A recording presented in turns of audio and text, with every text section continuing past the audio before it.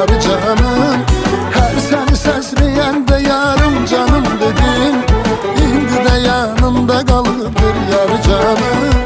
Mənim ömrümə ilk bahar sən gətirmisən, xoş gün, xoş ruzigar sən gətirmisən. İndi kimə desən də bunu eşidər inanmaz, bu həsrəti intizar sən gətirmisən.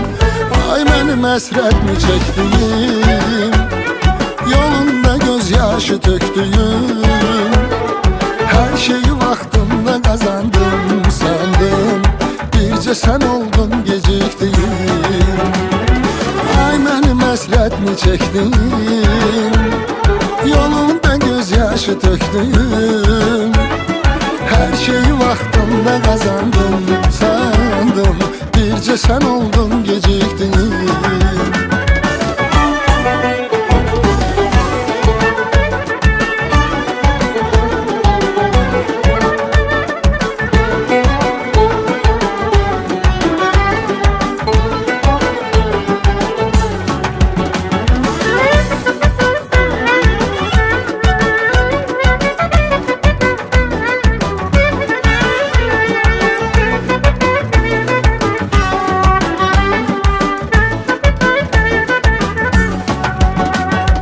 Geçsə də ömrün yazı sənsiz, qışı sənsiz, ötsə də illər qurumaz göz yaşı sənsiz.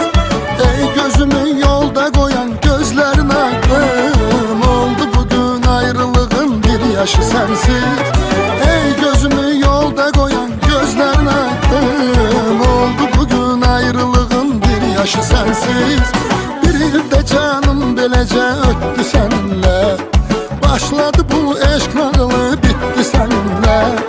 Ben seni sevdim deyə sevdim bu hayatı, gittin hayatın tadı da gitti seninle. Ay mənim həsrətmi çəkdiyim, yolunda göz yaşı tökdüyüm, her şeyi vaxtında kazandım sandım, bircə sən oldun gecikdiyim. Ay həsrətmi çəkdim, yolunda göz yaşı tökdüyüm, her şeyi vaxtında kazandım sandım, bircə sən oldun gecikdiyim. Ay mənim həsrətmi çəkdiyim, yolunda göz yaşı tökdüyüm, her şeyi vaxtında kazandım sandım, bircə sən oldun gecikdiyim. Ay həsrətmi çəkdim,